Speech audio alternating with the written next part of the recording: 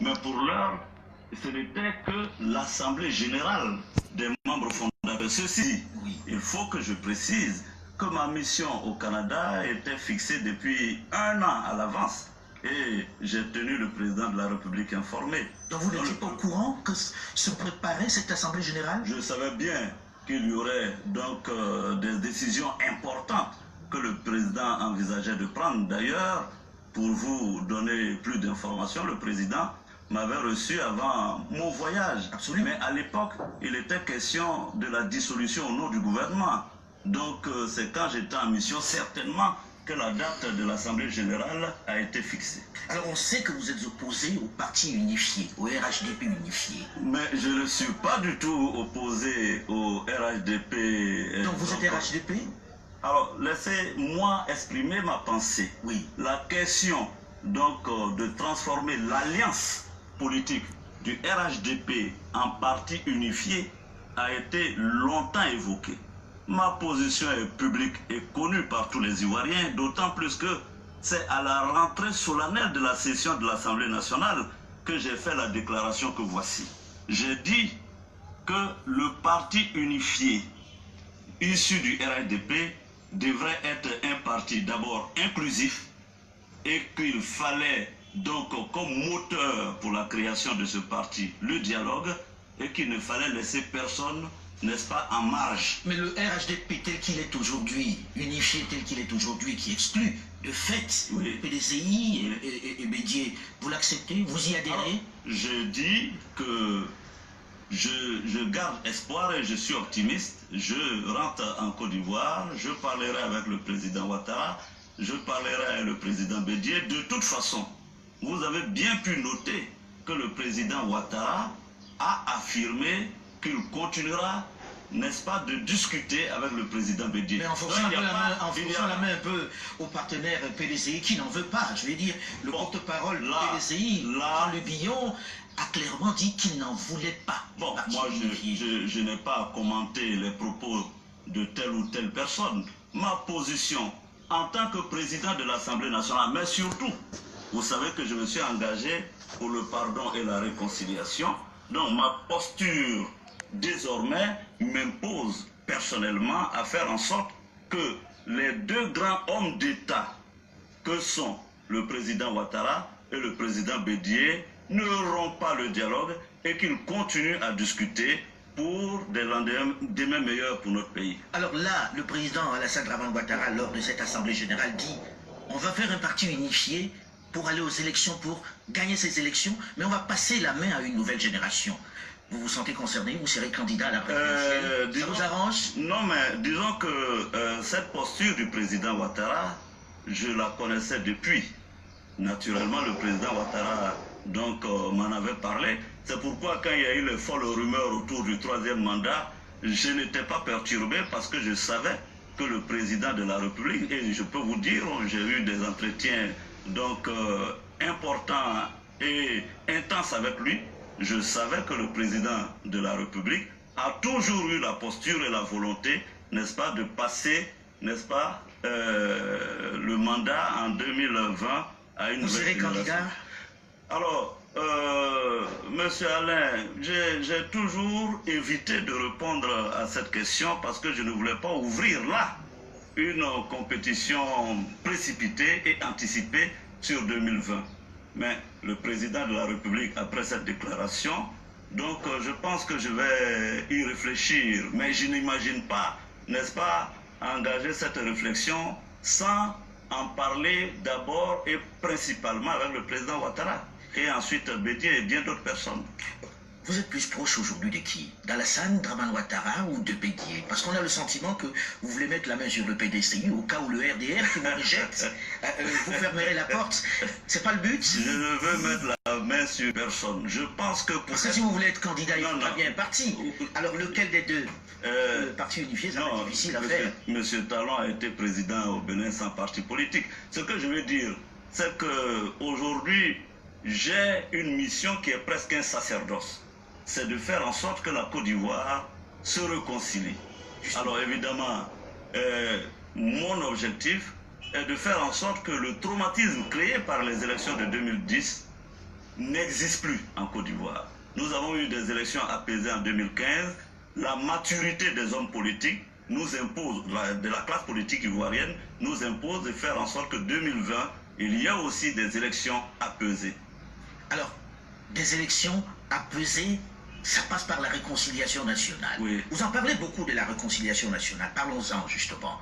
Est-ce qu'on peut faire la réconciliation nationale lorsque l'on sait qu'après ce qui s'est passé, la longue crise politique, militaire en Côte d'Ivoire, les seuls qui sont en prison à la haie, c'est Laurent Gbagbo. Il n'est quand même pas le seul qui ait fait des exactions pendant cette période.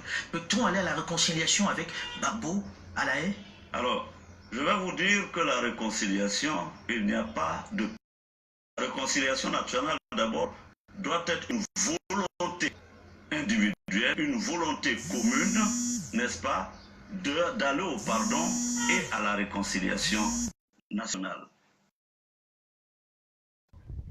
Non, je veux bien, sauf que ceux qui disent, qu'est-ce qu'ils proposent? Mais c'est vous qui là est la question, nous sommes aux affaires. La commission dialogue, vérité et réconciliation a travaillé. Il y a quand même Monsieur Foucault, je veux bien, mais M. Foucault a fait Nguessan est quand même libéré. Mais Laurent Gbagbo est en prison. Michel Gbagbo est quand même libéré. Bien d'autres personnes sont libérées. Il ne faut pas désespérer. Et je pense que le président de la République, et je suis convaincu, sans trahir de secret, certainement y pense et fera en sorte que la Côte d'Ivoire soit inscrite durablement dans le processus de réconciliation d'ici 2020. Monsieur Soro, vous aviez promis que vous alliez vraiment aller au fond des sujets. Oui, mais allez-y. Sur cette question de la réconciliation nationale, oui. Vous êtes quand même conscient que c'est le domaine dans lequel vous avez le plus de difficultés, qui pas grand-chose n'a bougé. Qu'est-ce qui empêche que les Ivoiriens...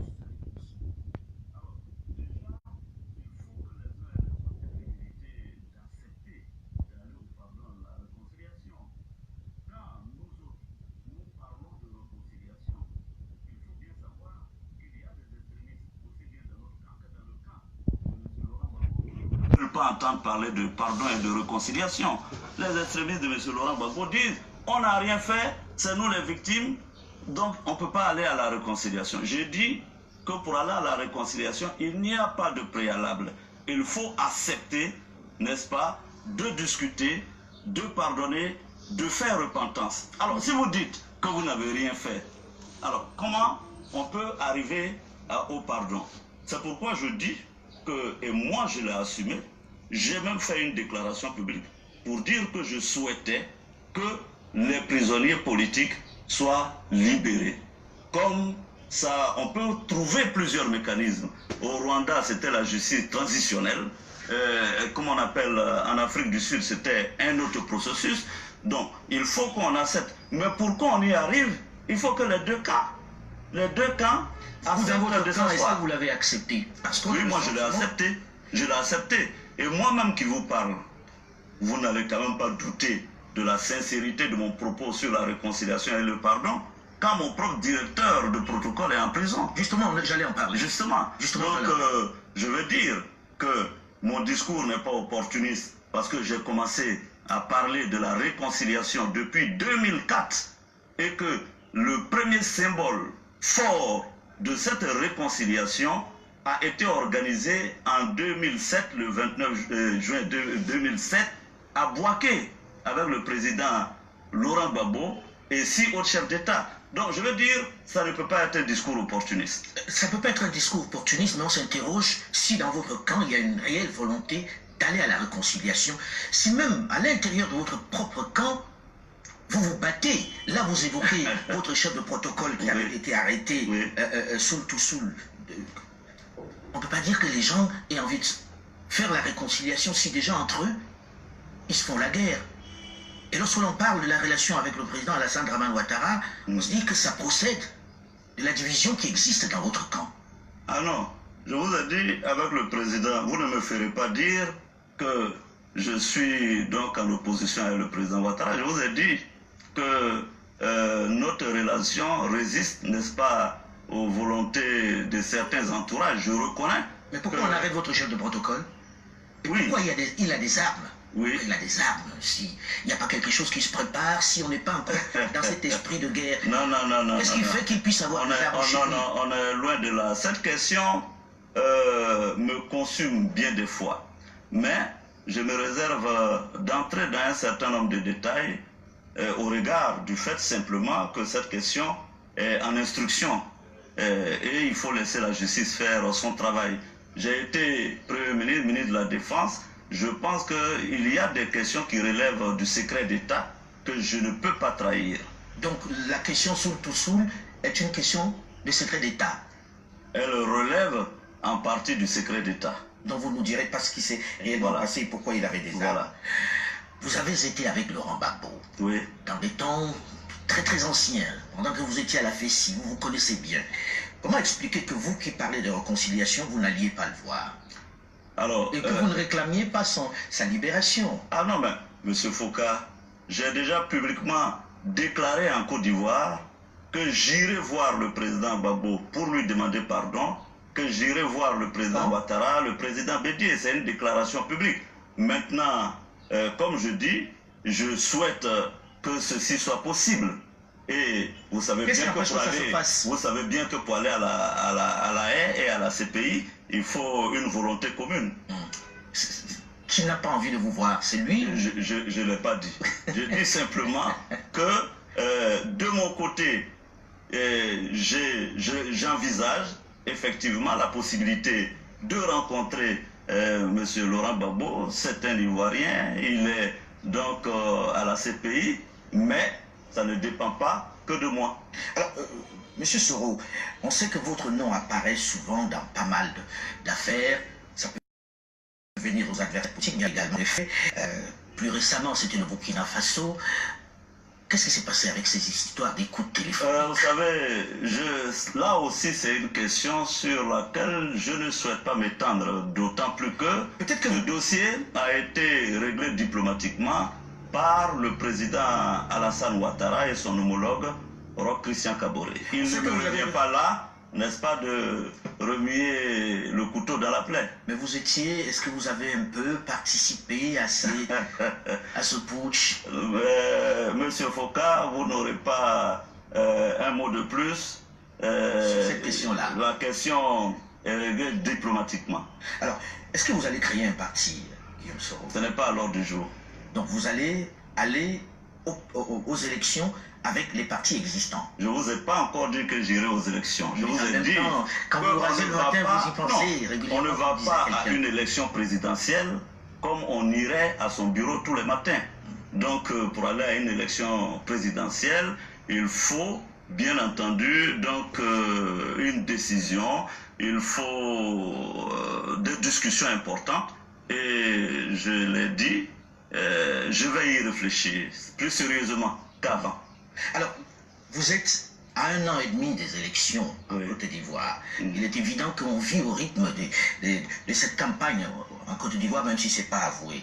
Si on vous posait la question de savoir quel est le bilan que vous pouvez dresser des 2 mandats que vous avez eus aux affaires, au-delà de l'échec de la réconciliation nationale que tout le monde est d'accord pour reconnaître. Vous savez, est-ce qu'on peut mettre à votre crédit? Non, ce que je peux vous dire, c'est que gérer un État, ce n'est pas aussi simple que les gens pourraient croire. Je crois que le président Ouattara a accompli de grandes choses. Il faut aussi l'avouer. Au plan économique, de grandes choses ont été réalisées. Au plan social, il a aussi travaillé. Donc, je ne pense pas que le bilan du président Ouattara soit, comme vous dites, mitigé. Moi, je pense que des choses ont... Rappelez-vous que quand nous prenions le pouvoir en 2011... On a beaucoup parlé du pouvoir du Nord. Est-ce que c'est vrai ou pas? Quel pouvoir du Nord? C'est-à-dire qu'aujourd'hui, il y a eu un rattrapage avec beaucoup de gens qui sont du Nord qui ont été mis au café. Non. Ça, je ne le pense pas. Bien. Je pense que le président Ouattara est venu d'un contexte particulier. Il avait une coalition politique avec 4 ou 5 formations dans le RHDP. Et je peux vous dire, on peut tout reprocher à M. Ouattara, mais il est très attentionné en ce qui concerne les procédures. Et je sais que M. Ouattara régulièrement pour nommer à des postes et à des postes de responsabilité à consulter la coalition. Nous arrivons malheureusement au terme de cet entretien. Merci M. Guillaume Soro d'être venu. Restez sur France 24, l'info continue.